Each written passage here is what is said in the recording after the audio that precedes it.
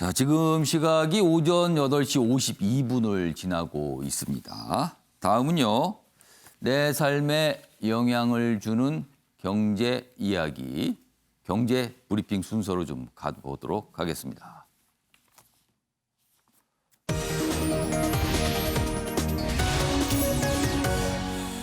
오늘 경제 브리핑 주제, 여당에서 나온 이야기입니다. 반성합니다. 부동산 정책과 관련해서 이런 얘기가 나왔습니다. 그 얘기 좀 다뤄보겠습니다. 전세 대란에 심상치 않은 민심에 전세 대란. 요새 많은 분들 어려움에 처하고 있다. 심지어 경제부총리조차 이 전세 문제 때문에 곤란을 겪고 있다. 이런 거 보도 많이 됐죠. 전세 대란 심상치 않은 민심에 이낙연 대표 부동산 정책 반성합니다. 이런 입장을 내놨습니다. 신설한 미래주거 추진단에 획기적인 대안을 제시해야 됩니다. 이런 주문을 했습니다. 획기적인 대안. 그렇다면 지금과는 다르다는 뜻이 되잖아요. 새로운 접근, 이낙연표 공급대책, 촉가. 여기는 뭐 공급대책이라고 썼지만 뭐 공급일 수도 있고 아닐 수도 있습니다. 아무튼 어떤 새로운 획기적인 대책, 뭔가 나올 것 같다. 이렇게 돼 있습니다. 기사 하나 더 보겠습니다. 이낙연 부동산 정책 반성합니다. 실거주자 세 혜택 뭐 이런 얘기를 살짝 꺼냈어요. 그렇다면 앞선 기사에는 획기적인 새로운 대책 뭔가 나올 것 같다 했는데 그럼 과연 그 어떤 모습일까? 일단 짐작은 할 수 있겠죠. 실거주자 세 혜택. 실거주자. 뭔가 그와 관련된 것인가 추정을 하게 됩니다. 여기 보면 미래주거 추진단 발족했고요. 단장에 진선미 국토위원장이다. 이렇게 돼 있습니다. 자, 그럼 이와 관련된 영상부터 확인해 보겠습니다. 고급화되고 다양해진 수요를 정례의 주택 보급률 개념으로 해결할 수는 없습니다. 우리는 예전의 부동산 정책에 대한 반성에서 새로운 접근을 시작해야 합니다. 다양한 주거 수요에 부응하는 주택의 공급을 확대하는 방안, 일가구 장기 보유 실거주자들에게 세금 등에서 안심을 드리는 방안을 중심으로 하는 정책을 마련하겠습니다. 자, 뭔가 정책을 마련하겠다 반성을 하면서 그 얘기를 했어요. 그럼 궁금한 건 그겁니다. 과연 그럼 어떤 정책, 어떤 대안이 나올 것인가? 지금까지 부동산 정책이 문제가 있다, 반성한다 했거든요. 그럼 뭔가 새로운 걸 내놓겠다는 건데 그럼 과연 어떤 모습의 정책이 나올 것인가? 이게 지금 궁금한 겁니다. 그러면은 두 분께 미리 질문을 드렸습니다. 어떤 정책일지 좀 추정이겠죠. 추정을 좀 해주시라고. 먼저 주원규 교수님, 어떤 정책이 나올 것 같습니까? 저는 정책에 대해서 예상되는 게 별로 좀 실망스럽습니다. 실거주사 세 혜택 같은 부분은 기재부나 국토교통부에서 부동산 대책으로 지금 진행하셔야지 예. 지금 입법부인 여당에서 미래주거 추진단에서 할 만한 가이드라인은 아니라고 생각을 합니다. 왜냐하면 생각을 해봐야 되는 게 임대차 3법이 그 부동산 정책이 저는 방향은 지지했지만 계속되는 혼란을 거듭하고 있는 와중에 그것을 급하게 졸속으로 추진했다라는 의혹을 지울 수가 없습니다. 안타깝지만. 예. 그래서 임대차 3법에 대한 부분으로 인해서 지금 전세 대란이 촉발된 부분이고 예. 30년 전이었나요? 그때도 그런 혼란은 있었다라고 얘기하지만 그때와 지금은 다르다라고 생각합니다. 전세가 거의 매물 현상을 거의 찾아볼 수가 없는 현상이고 홍남기 부총리조차도 그런 딜레마에 빠져 있는 예. 이 법의 그물 속에 빠져 있는데 법 개정 카드를 여당에서는 내세우는 게 오히려 부동산 정책을 반성했다라는 대표님의 그 말씀과 저는 맞다고 생각합니다. 그러면은 예를 들어 지금 관련된 임대차법 관련 등등등을 좀 바꾸겠습니다. 네. 이런 걸 내놔야 될 때다. 네, 맞습니다. 오히려 부동산 정책이 이제 23번째 이상 나왔기 때문에 거기에 대한 혼란보다는 오히려 입법의 카드를 만지는 게 그 혼란보다 오히려 좀 전세 세입자를 실제적으로 돌볼 수 있다라는 대안으로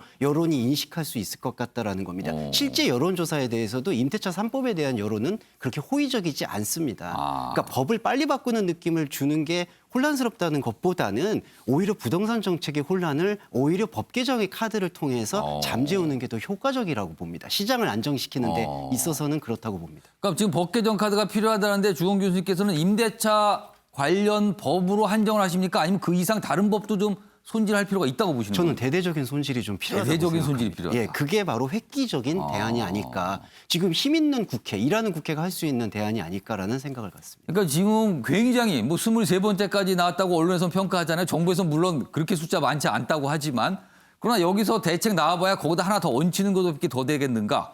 법 개정을 근본적으로 대대적으로 할 필요가 있다. 이런 말씀이셨습니다. 자, 배종호 교수께서는 어떤 대책이 나올 것 같습니까?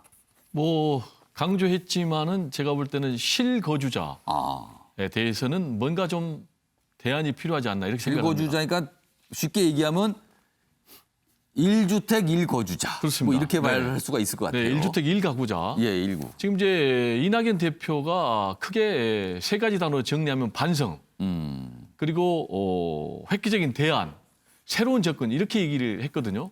즉 그 얘기는 정부가 굉장히 좋은 뜻으로 시도했던 부동산 3법, 그리고 임대차 보호 3법이 오히려 부작용을 많이 일으킨다는 것을 인정한다는 거 아니겠습니까? 지금 뭐 부동산 불로소득을 막고 투기를 막아서 양극화를 막고 예. 그리고 또 세입자를 보호를 하자. 이 부분은 굉장히 좋은 취지인데 지금 시장에서 현실적으로 나타나는 반응은 정반대로 나타나고 있지 않습니까?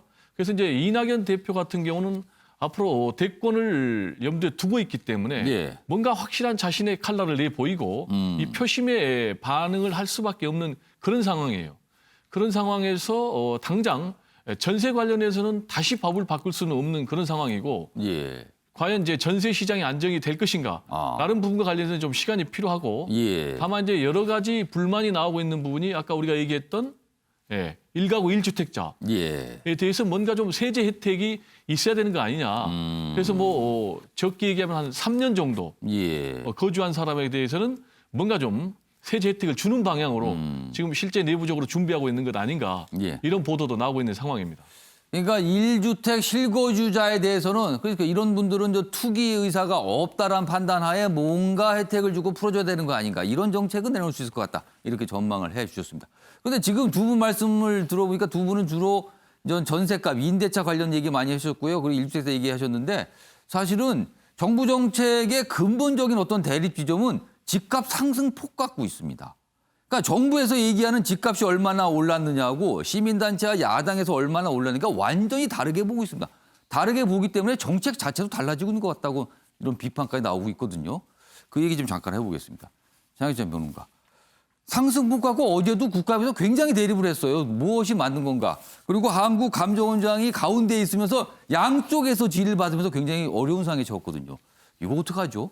그런데 사실 감정원 통계도 굉장히 여러 층위로 나눠져 있었는데 예. 대정부 질의나 국감의 과정을 보게 되면 김현미 국토교통부 장관 같은 경우는 감정원이 제공하는 여러 통계 중에서 유독 정부에게 유리한 통계, 그 상승폭이 굉장히 낮게 제한되어 있는 통계만 받고 야당 의원들이 몇 가지 질의를 했습니다. 감정원에서 만든 통계 중에서 실제로 실거래가를 반영한 매매가를 반영한 통계들도 있는데요. 그거는 경실련과 같은 시민단체들이 제공하는 통계와 상당히 근접한 수치로 나오거든요. 예. 그 통계에 대해서 김현미 장관은 보고를 받지 못했다.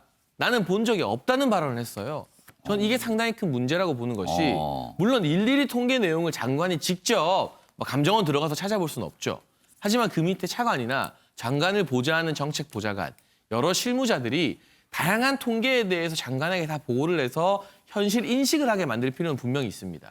그런데 지금 장관이 보고받는 통계 자체가 너무나 제한적이라는 상황이 이 국감에서도 드러났기 때문에 예. 자꾸 김현미 장관 입에서 국민의 일반적인 시각과 동떨어진 발언이 나오는 것. 집값 잡히고 있다. 괜찮아질 거다. 전세. 이게 국민의 대부분의 인식과는 많이 동떨어져 있잖아요. 지금 여러 보도를 보면 이런 발언이 나오는 배경이 예. 애초에 장관에게 올라가는 보고 자체가 장관님 기분 좋으시라고 좋은 보고만 올라가는 것이 아닌가. 그럼 이 1차적 책임은 물론 장관에게 있지만 2차적으로 장관의 눈을 가리고 있는 참모진이나 보좌진들에게도 저는 정무적인 정책적인 책임이 있는 것 같다는 생각이 어제 국감을 보면서 계속 많이 들었고요. 예. 물론 한국감정원에서 제공하는 통계가 가장 중요한 기준이 되겠습니다만 기본적으로 현장과 동떨어지면 안 된다는 게 이낙연 더불어민주당 대표도 계속해서 강조하고 예. 있는 부분입니다. 그런데 지금 우리 국무위원들을 보게 되면 김현미 장관이나 홍남기 기재부 총리 같은 경우, 기재부 장관 같은 경우에는 현장과 동떨어져 있다는 느낌을 굉장히 강하게 받아요. 그렇게 된다면 저는 현장 실사, 예. 그러니까 김현미 장관이 이 장관 정책보좌관과 함께 주요 지역의 어떤 공인중개사 사무소도 같이 한번 쭉 돌아다녀 보시면서 예. 전세 매물이 얼마나 있는지, 요즘 전세가나 집값 상승이 얼마나 되는지 한번 보시는 그림만 연출돼도요, 국민들이 아 그래도 장관이 지역에서 현장에서 노력하는구나, 좀 다른 인식을 가지게 될 것 같거든요. 지금까지 계속 이 부처 안에서만 보고를 받으시면서 말씀하지 마시고 직접 발로 뛰는 그런 현장 행보를 국민들에게 보여줄 필요가 이제는 있다고 생각됩니다. 이런 정책을 펼 때 사실 가장 강력하고 중요한 근거가 통계입니다. 근데 이제 전문가들이 지적하는 사항 중에 하나가 통계를 볼 때 평균의 오류, 평균 오류에 빠진다는 거죠. 그게 무엇인가 하면요. 어떤 예를 들면 집값이 있습니다. 집값이 전국을 보면 다 똑같이 오른 게 아니거든요. 어떤 집값은 어떤 지역은 엄청나게 오르고 어떤 지역은 오히려 멈추거나 빠진 경우가 있어요. 그런데 그걸 다 섞어놓고 평균을 내게 되면 고만고만해진다는 거죠. 그래서 괜찮구나. 이렇게 인식을 할 수 있다는 겁니다. 이러면 안 된다는 지적들을 전문가들이 요즘 많이 하고 있습니다.